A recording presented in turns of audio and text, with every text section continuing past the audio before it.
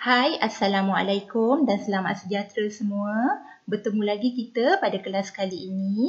Saya Cikgu Siti Hamsiah, cikgu yang akan mengajar anda semua untuk subjek reka bentuk dan teknologi.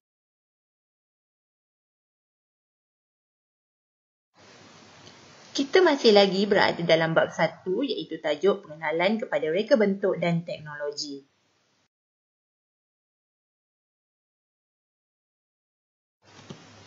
Sebelum kita belajar lebih lanjut tentang topik pelajaran kita hari ini, kita lihat dulu apa objektif pembelajaran kita.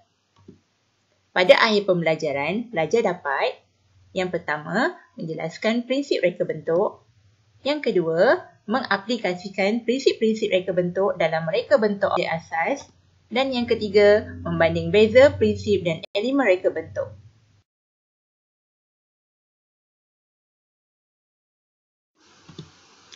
Baiklah pelajar, kita masuk kepada topik pelajaran kita pada hari ini, iaitu prinsip reka bentuk.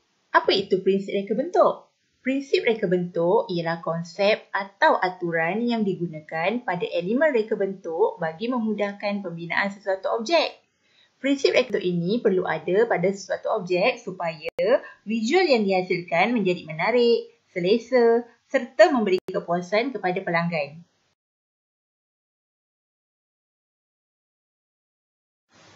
Sebagai contoh, produk yang kurang atau tidak mempunyai prinsip reka bentuk seperti t-shirt yang berwarna putih ini kelihatan kurang menarik dan kurang cantik berbanding t-shirt yang mempunyai pelbagai prinsip reka bentuk.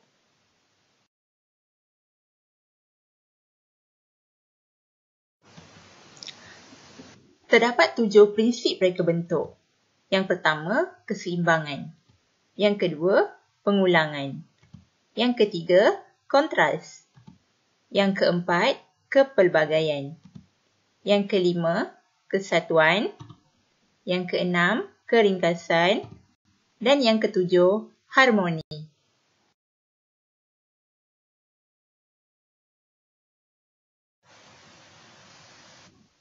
Baiklah pelajar, saya akan terangkan satu persatu berkaitan dengan prinsip reka bentuk ini. Prinsip yang pertama ialah keseimbangan. Ketidakseimbangan dalam reka bentuk berlaku apabila sesuatu objek tidak mempunyai keseimbangan, sama ada dari sudut berat, tarikan, tumpuan, perhatian atau berbentuk asimetri. Terdapat dua jenis keseimbangan, iaitu keseimbangan simetri ataupun formal dan keseimbangan asimetri ataupun tidak formal.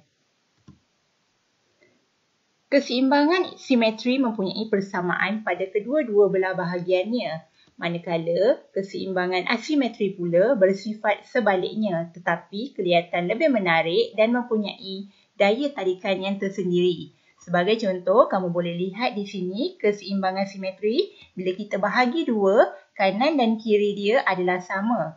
Manakala keseimbangan asimetri pula bila kita bahagi dua, kanan dan kiri dia adalah berbeza.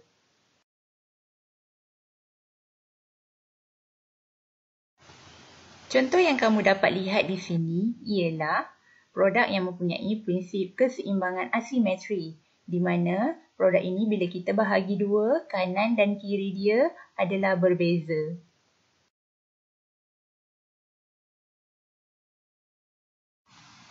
Prinsip yang kedua ialah pengulangan. Apa itu pengulangan? Pengulangan bermaksud penyusunan semula objek secara berulang-ulang dari segi saiz dan bentuk. Pengulangan boleh berlaku dalam bentuk bersudut ataupun berpola, susunan bersiri, selari ataupun berjejari. Tujuan pengulangan adalah untuk menghasilkan satu pola atau corak unsur yang berulang-ulang dan lengkap. Sebagai contoh, yang kamu dapat lihat ke atas objek ini, terdapat prinsip pengulangan dari segi susunan dan corak, di mana terdapat corak yang sama dan lebih daripada satu pada objek ini.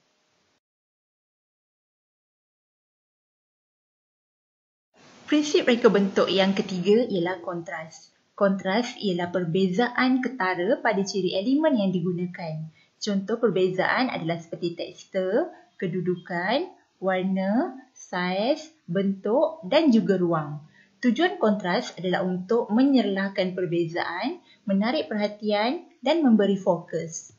Contohnya pada baju ini terdapat prinsip kontras dari segi warna iaitu Terdapat warna terang dan juga warna gelap. Warna-warna tersebut seperti warna merah dan juga hitam.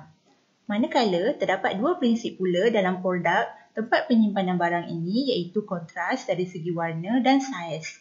Jika kamu lihat di sini, terdapat warna hitam, merah, putih, biru dan kuning. Manakala perbezaan dari segi saiz pula, kamu boleh lihat di sini terdapat laci yang besar dan ada juga laci yang kecil.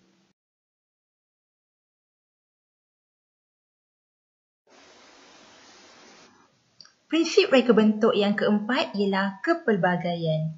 Kepelbagaian menunjukkan aplikasi penggunaan pelbagai gaya, nilai dan idea yang berbeza dalam sesuatu reka bentuk. Kepelbagaian dapat dihasilkan dengan menggunakan elemen-elemen reka bentuk. Tujuannya adalah untuk menambahkan daya tarikan sesuatu rekaan. Kamu boleh lihat di sini prinsip kepelbagaian dalam produk kursi ini menggunakan pelbagai gaya dan idea dalam reka bentuknya.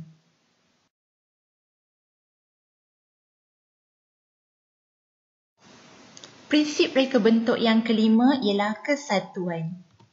Kesatuan bermaksud semua bahagian elemen bergabung untuk membentuk imej, tema atau idea yang sempurna. Elemen yang dimasukkan adalah seperti yang kita telah pelajari sebelum ini, iaitu garisan, bentuk, rupa, tekstur, saiz, warna dan juga ruang. Di sini kamu dapat lihat contoh produk kasut yang menggunakan prinsip kesatuan di mana 7 elemen yang saya sebutkan tadi digabungkan dan dicantum-cantum menjadi satu reka bentuk kasut yang menarik.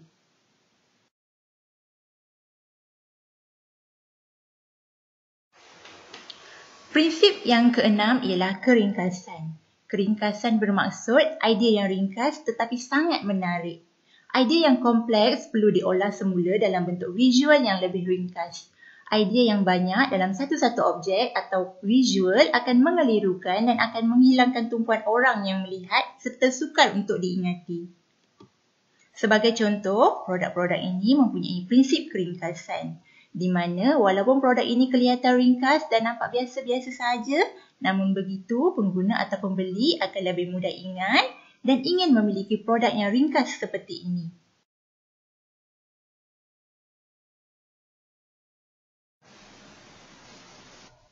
Prinsip reka bentuk yang terakhir ialah harmoni. Harmoni bermaksud melihat sesuatu yang dapat memberikan keamanan dan kedamaian. Kata kunci di sini ialah keamanan dan kedamaian. Harmoni dalam visual dapat dihasilkan melalui susun atur berulangan sesuatu unsur yang seimbang dan mempunyai perhubungan saling berkaitan, seperti penggunaan ton warna yang hampir sama dan mempunyai kontras. Kejadian alam semula jadi seperti laut, gunung, pokok, awan dan langit sudah berada dalam keadaan yang harmoni. Keadaan ruangan seperti ini merupakan salah satu contoh daripada harmoni.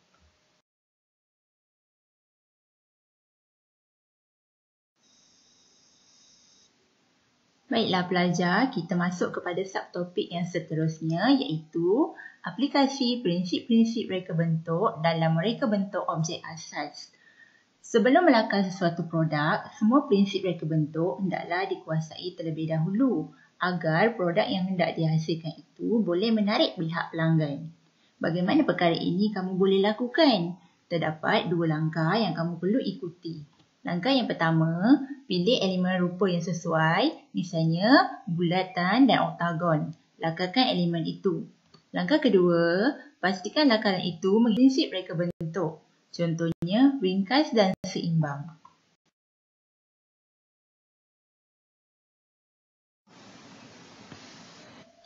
Sebagai contoh, jika kamu ingin mereka sebuah jam dinding yang berbentuk jam tangan, kamu boleh melakukan langkah-langkah seperti berikut. Kamu boleh memulakan dengan membentuk objek asas. Langkah pertama, kamu perlu melakar bentuk oktagon. Langkah kedua, bina garisan binaan. Langkah ketiga, lakarkan bentuk bulatan. Langkah keempat, lakarkan bahagian tali. Dan langkah yang kelima, kamu perlu membuat perincian lakaran.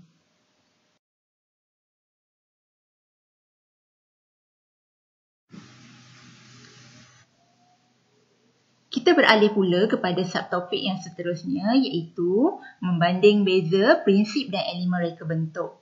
Sebelum melakukan perbandingan, pastikan dahulu kamu telah faham tentang elemen dan prinsip reka bentuk yang kita telah pelajari sebelum ini dan apa perkaitannya.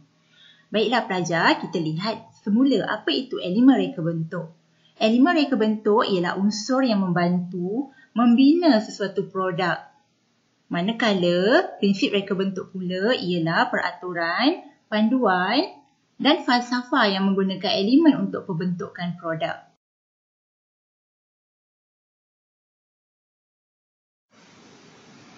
Bagi melakukan banding beza prinsip dan elemen reka bentuk, kamu boleh menggunakan contoh-contoh produk yang telah siap dan terdapat di pasaran.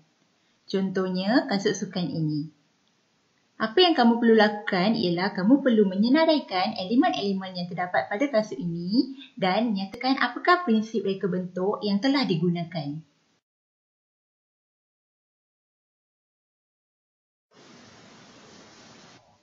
Kemudian, kamu masukkan analisis mudah itu ke dalam satu jadual seperti ini.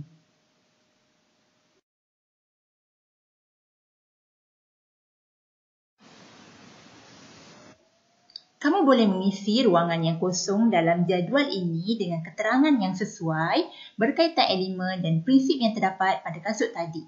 Sebagai contoh, kamu boleh mengisi terdapat elemen warna panas iaitu merah dan warna sejuk iaitu biru pada kasut ini. Kamu boleh mengisi dan menyatakan dalam ruangan keterangan elemen reka bentuk warna.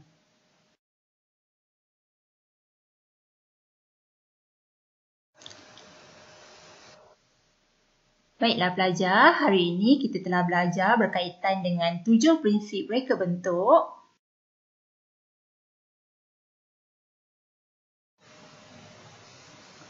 Kita juga telah belajar tentang aplikasi prinsip-prinsip reka bentuk dalam reka bentuk objek asas.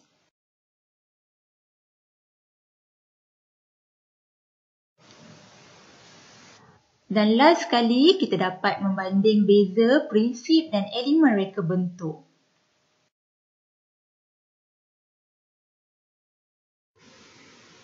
Baiklah pelajar, setakat ini sahaja untuk pembelajaran kita hari ini. Saya harap kamu faham dengan apa yang saya telah sampaikan. Jumpa lagi kita untuk kelas yang seterusnya. Stay at home and stay safe. Bye semua.